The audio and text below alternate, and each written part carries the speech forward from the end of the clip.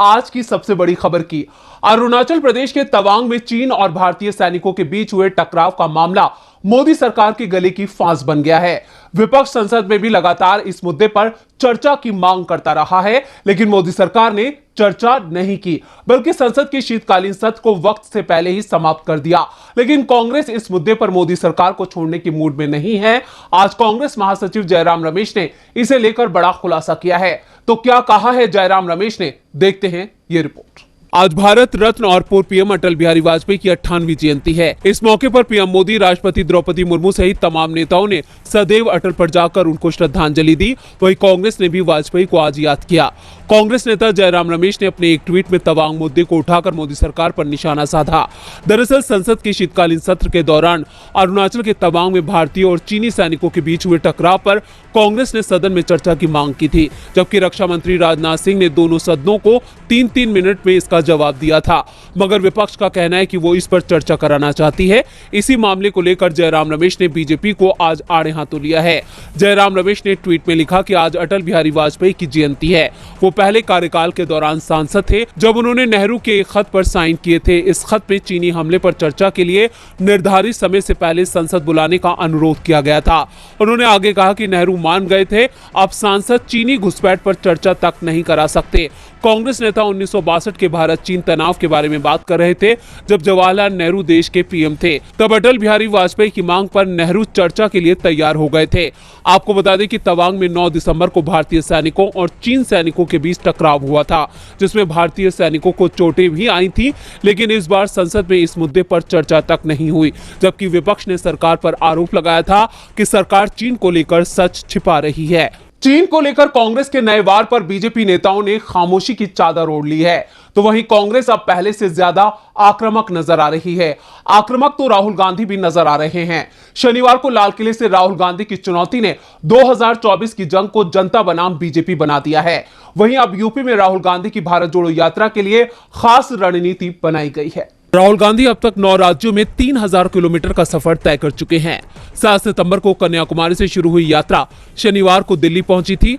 दिल्ली में भारत जोड़ो यात्रा ने अपने 108 दिनों का सफर पूरा कर लिया था। आज से 2 जनवरी तक भारत जोड़ो यात्रा विराम पर रहेगी।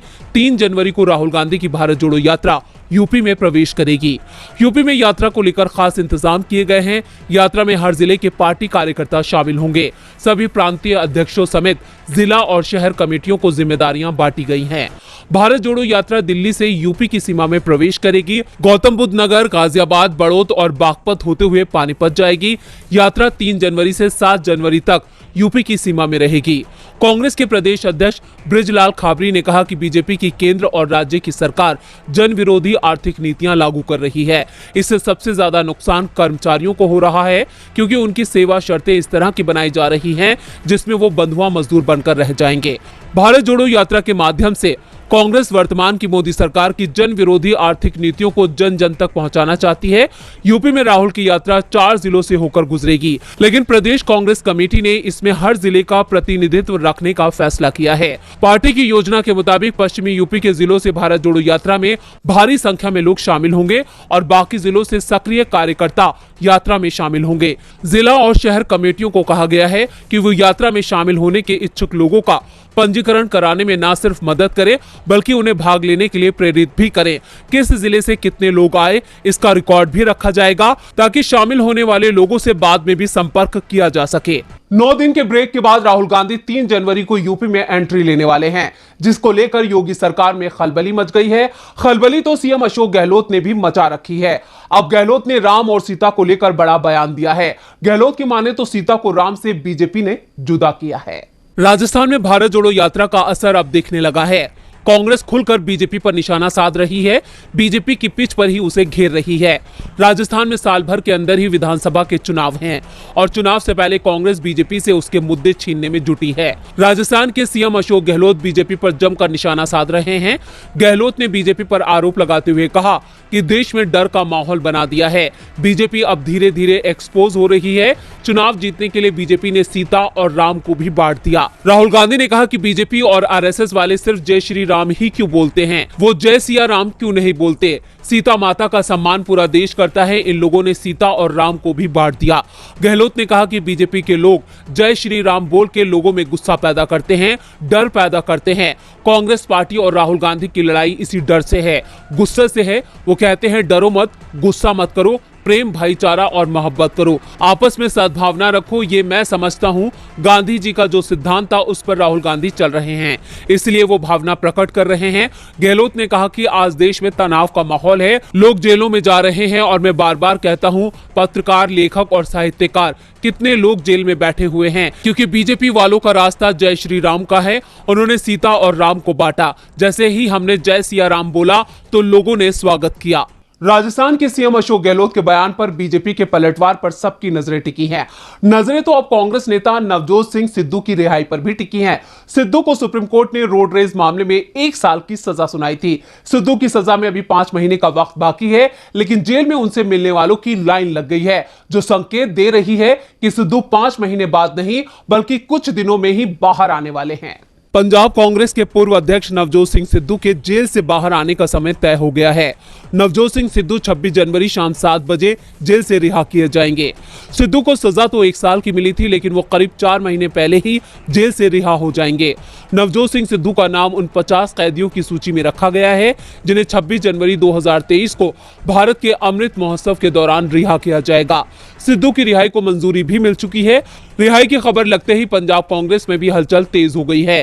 कभी सिद्धू के खिलाफ बोलने वाले नेता भी उनसे मिलने पहुंच रहे हैं, तो कई सिद्धू की रिहाई से पहले उनसे मिलने का समय मांग रहे हैं। दरअसल कांग्रेस हाईकमान की ओर से भी संकेत मिल रहे हैं कि जेल से रिहा होने के बाद सिद्धू को बड़ी जिम्मेदारी दी जाएगी। सिद्धू के कद का अंदाजा इसी बात से लग रहा है कि जेल में उनसे मिलने पहुंचने वालों में मनीष तिवारी का नाम सबसे ऊपर है। मनीष तिवारी 3 बार सिद्धू से मुलाकात कर चुके हैं, जबकि कैप्टन को सीएम पद से हटाए जाने के समय तिवारी खुलकर सिद्धू के खिलाफ बोल रहे थे। तिवारी के करीबी ने ट्वीट करके दावा किया है कि जल्द ही पंजाब की राजनीति में नई लहर देखने को मिलेगी। पंजाब कांग्रेस अध्यक्ष राजा वड़िक के विरोधी मनप्रीत बादल भी जेल में सिद्धू से मुलाकात कर चुके हैं। दूसरे कई सीनियर नेताओं ने भी सिद्धू से मुलाकात कर समय मांगा है। दावा किया जा रहा है कि सिद्धू की लोकप्रियता और उनके बोलने के अंदाज को देखते हुए एक बार फिर उन्हें पंजाब में पार्टी की कमान सौंपी जा सकती है। सिद्धू की रिहाई के कई सियासी मायने हैं। पंजाब में एक बार फिर कांग्रेस सिद्धू के सहारे सत्ता तक जाने की राह बनाएगी, तो वहीं आज पीएम मोदी ने साल के अंतिम मन की बात कार्यक्रम में साल भर की उपलब्धियों का बखान किया। उन्होंने कहा कि देश ने अपनी आजादी के 75 साल पूरे किए हैं और 2022 ने नई रफ्तार पकड़ी। वहीं पीएम मोदी महंगाई और बेरोजगारी पर आज भी बसते नजर आए। पीएम मोदी ने आज देश के सामने फिर मन की बात की। रेडियो प्रसारित इस कार्यक्रम में पीएम मोदी ने अपनी सरकार की तमाम उपलब्धियों को गिनाया, लेकिन महंगाई और रोजगार का जिक्र तक नहीं किया। फोकस भविष्य की योजनाओं पर रखा। पीएम ने चीन और यूरोप में तेजी से बढ़ते कोरोना मरीजों को देखते हुए कहा कि महामारी से बचने के लिए सावधानी जरूरी है। हम सभी को मास्क और सैनिटाइजेशन का ज्यादा ध्यान रखना है। हम सावधान रहेंगे तो सुरक्षित भी रहेंगे। पीएम मोदी ने टीबी मुक्त भारत की बात करते हुए कहा कि हमने भारत से स्मॉल पॉक्स, पोलियो जैसी बीमारियों को खत्म करके दिखाया है। इसी भावना से हमें भारत को 2025 तक टीबी मुक्त करना है। G20 समूह की अध्यक्षता मिलना अपनी सरकार की बड़ी उपलब्धि बताते हुए उन्होंने कहा कि साल 2023 में हमें G20 के उत्साह को नई ऊंचाई पर लेकर जाना है। इस आयोजन का एक जन आंदोलन बनाना है। स्वच्छता मिशन को अपनी सरकार की बड़ी कामयाबी बताते हुए पीएम मोदी ने कहा कि 2014 में शुरू हुए स्वच्छ भारत मिशन को नई ऊंचाई पर ले जाने के लिए लोगों के साथ अनूठे प्रयास किए गए। ये प्रयास सिर्फ समाज के भीतर ही नहीं बल्कि सरकार के भीतर भी हो रहे हैं। पीएम ने नमामि गंगे अभियान से लेकर आने वाले कार्यक्रमों का जिक्र किया, लेकिन देश की समस्याओं पर वो कुछ नहीं बोले। ना तो पीएम ने चीन को लेकर कोई बात कही, ना देश की आर्थिक मुश्किल को लेकर। मन की बात करते करते पीएम मोदी को कई साल हो गए, लेकिन देश की मन की बात पीएम मोदी कब समझेंगे, इसका सबको इंतजार है, क्योंकि महंगाई ने आम जन का जीना मुश्किल कर दिया है। नए साल आने में महज 5 दिन बचे हैं। 2023 में नए नियम आम लोगों की जिंदगी को प्रभावित करने वाले हैं। कई नियम बनेंगे तो कई नियम बदल जाएंगे। ऐसे में इनकम टैक्स रिटर्न फाइल करने वालों के पास भी यह आखिरी मौका है। अगर 31 दिसंबर तक रिटर्न फाइल नहीं किया है तो सरकार उठा सकती है बड़ा कदम। देखते हैं ये रिपोर्ट। वित्त वर्ष 2021-22 के लिए इनकम टैक्स रिटर्न फाइल करने की आखिरी तारीख 31 जुलाई निकल चुकी है, लेकिन कई लोग ऐसे हैं जो ITR नहीं भर पाए हैं। अगर आपने भी अभी तक नहीं भरा है तो लेट फीस के साथ 31 दिसंबर 2022 तक ITR भर सकते हैं। आयकर अधिनियम की धारा 139(1) के तहत तय समय तक ITR नहीं भरने पर धारा 234(a) के तहत जुर्माना लगता है। बिलेटेड ITR 31 दिसंबर 2022 तक 5,000 जुर्माने के साथ भर सकते हैं।